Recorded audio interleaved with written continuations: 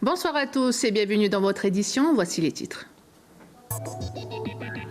Pas d'impact du référendum sur le marché de l'immobilier l'an dernier, malgré le contexte politique et économique tendu. C'est ce qu'a affirmé ce matin l'Observatoire de l'immobilier. Comment et pourquoi? Réponse dans ce journal. Son nom veut dire vrai homme en un Dieu. Il fête ses 40 ans cette année. Le lycée d'Okamo est né d'une manière particulière. Nous reviendrons sur l'histoire de cet établissement. C'est enfin le jour attendu par les élèves de l'école Les Dauphins du Vallon d'Or et la mission de Saint-Louis. Ce soir, vous verrez l'accueil à la tribu des enfants. Certains vont découvrir un moment important de la culture kanak, la coutume. C'est dans votre feuilleton de cette semaine. Mais avant de développer ces titres, alerte orange à la pollution atmosphérique à Nouméa. Le seuil de recommandation a été franchi ce matin à 6 heures. Une forte hausse des niveaux de polluants à Mouravel, notamment de poussière fine en suspension dans l'air, a été enregistrée. Parce qu'à l'air, les vents forts ont dirigé les émissions industrielles du site de Donyambo vers le quartier de Mouravel. La deuxième alerte de ce type en l'espace d'une semaine. Donc en cas de dépassement de seuil, il faut éviter les activités sportives violentes et les exercices d'endurance à l'extérieur.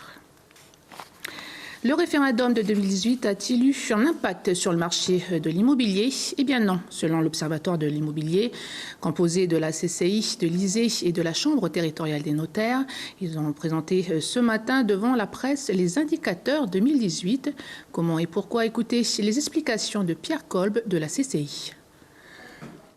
2018, donc plutôt un résultat, je dirais, positif et qui était, je dirais, peut-être meilleur que celui qui était attendu, donc avec un maintien effectivement de la transaction immobilière globalement en Nouvelle-Calédonie et appuyé par des dispositifs qui ont fonctionné, des dispositifs de soutien, notamment par réduction d'impôts en faveur du logement intermédiaire, ont joué à plein dans les années précédentes et jusqu'à la fin de 2018. Il s'achève en fin 2018, ce qu'on a appelé la RILI 2 se termine en octobre 2018. Des dispositifs aussi en faveur des primo-accédants, avec notamment des prêts bonifiés, des prêts aussi à taux zéro.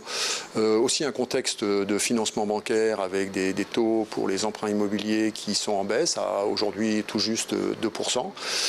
Mais globalement, donc aussi ces éléments qui, à peu près tous aujourd'hui, sont réorientés de façon moins favorable. Les dispositifs fiscaux sont arrêtés depuis la fin de 2018, donc ne joueront pas en 2019. Il a vu de nombreuses personnalités passer au sein de son établissement et il fête ses 40 ans cette année. Il s'agit du lycée d'Okamo, né d'une volonté religieuse. La création de ce lycée a pour objectif de former des cadres kanak. Retour sur son histoire avec Prosper Poigou. En 1979, l'Église protestante se prononce en faveur de l'indépendance de la Nouvelle-Calédonie et prend position pour la formation de cadres mélanésiens. C'est dans ce contexte que l'établissement ouvre ses portes pour la première fois en mars de la même année sous le nom de Collège Tarania. 54 élèves de seconde, répartis en 2 classes, et 4 professeurs, entrés dans des locaux qui ont servi auparavant de foyer mélanésien.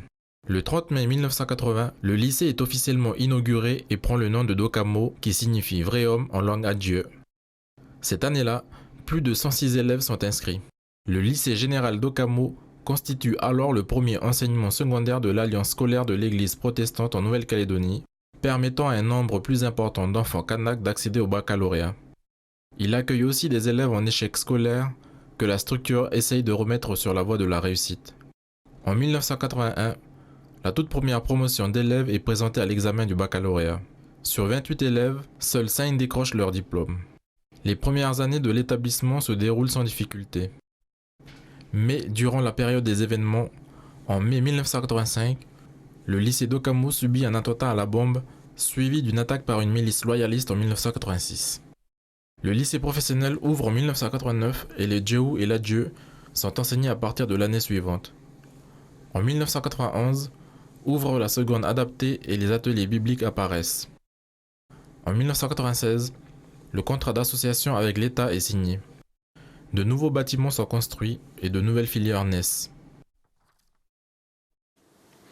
On connaît la gagnante de l'opération Livre Mon Ami. Il s'agit d'Agnès de l'Estrade avec son livre intitulé Le ciel d'Homère. C'est l'histoire d'Anouk, 9 ans. Elle se lie d'amitié à l'arrêt de bus avec Homère, un vieux monsieur fantasque qui habite dans son quartier une maison qui n'a plus de toit.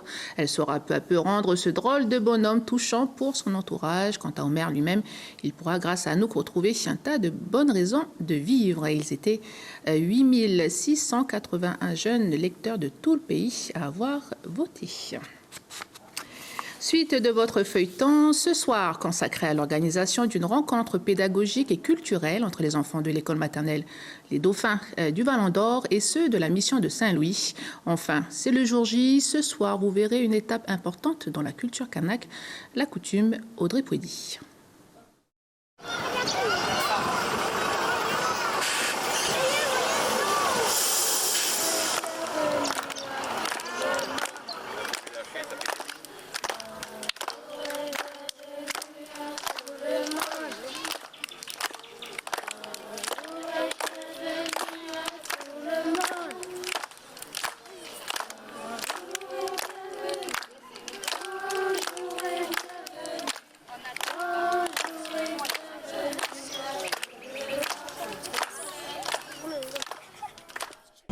Voilà, je vous présente la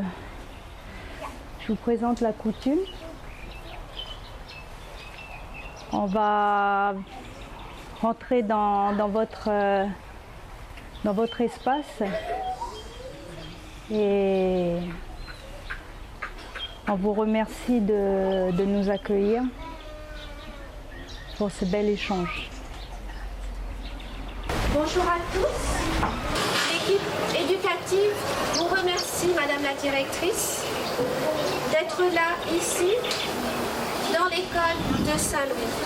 J'espère que vous sentez dans ma voix comme ma joie est grande. Nous vous ouvrons notre école, nous vous ouvrons notre cœur.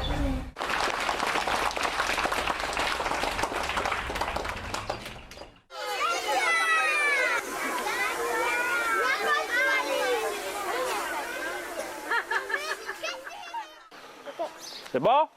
Voilà, on va rentrer. N'oubliez pas ce que je vous ai dit. On rentre dans le calme, puis on rentre dans le silence. Merci beaucoup. Allez, venez les enfants.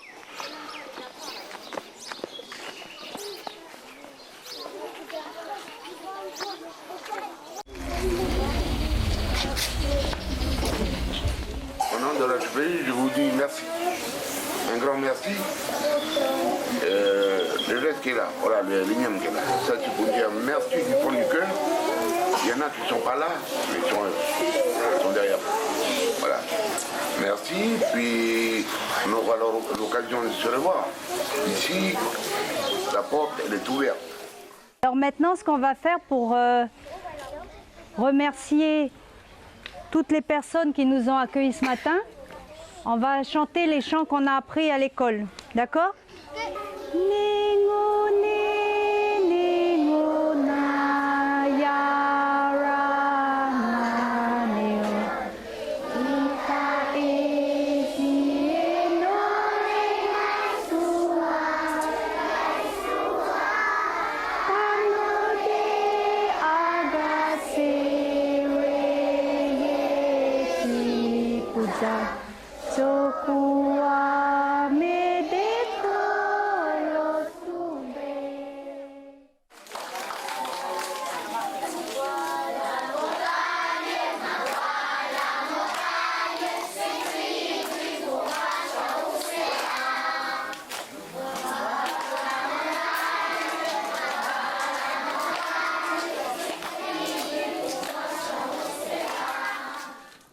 À la suite de votre feuilleton, demain, enfants, parents et équipes éducatives vont pouvoir profiter de ce moment. Vous verrez un échange riche en émotions et parfois plein de surprises. C'est un plat connu que dans certaines régions du Grand Nord, comme Pumarama ou encore Tiari. Il s'agit du doughboy, une recette à base de bananes mûres très appréciée par ces régions. Dans ces régions, notre journaliste a suivi Odette qui détient cette recette par ses grands-mères.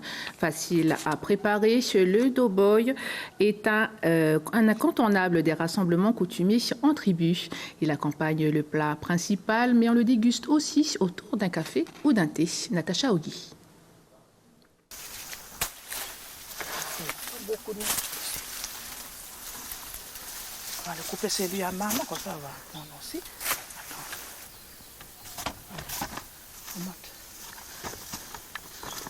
Là on va retourner pour aller couper l'autre banane mûre, pango, parce que là il n'y a pas assez pour faire le... Voilà.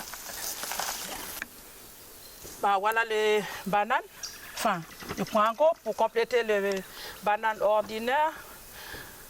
Là, on va commencer à faire la recette de doughboy banane. On va aller à la maison.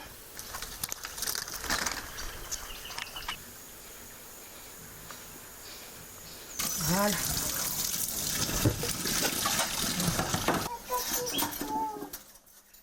Puis là, on va commencer par le banane mûre. Banane mûre, il faut écraser. Cette recette-là, on a l'habitude de faire chez nous à la maison, juste pour accompagner le repas, sinon accompagner avec le déjeuner, quoi. Quand tu prends le petit déjeuner, tu peux accompagner avec le doughboy.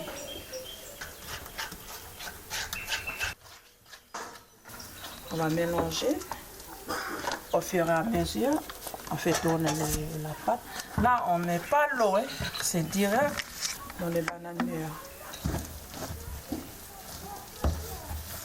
Au fur et à mesure, il faut mettre la farine un petit peu. Et là, c'est bon. On va presser le lait de coco. On va faire bouillir le lait de coco. Voilà. Ça y est. Là, le lait de coco, il est bien. Et puis, j'ai commencé à faire des boules. Voilà. Tu déposes dans la marmite? Ah là, tout ça, je mets carrément dans la marmite. Mais il faut que le lait de coco il soit bien bouillir.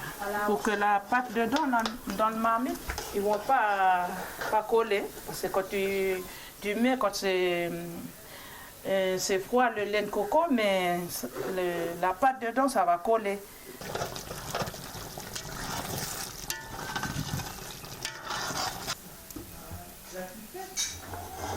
Voilà. En tout cas, ça a l'air appétissant et ça donne faim. Il est 18h13, tout de suite après. Ne ratez pas votre émission E est égale M6, puis à 19h20, votre fiction Camping Paradis. Voilà, c'est la fin de ce journal. Merci de nous avoir suivis. Excellente soirée à vous et à demain.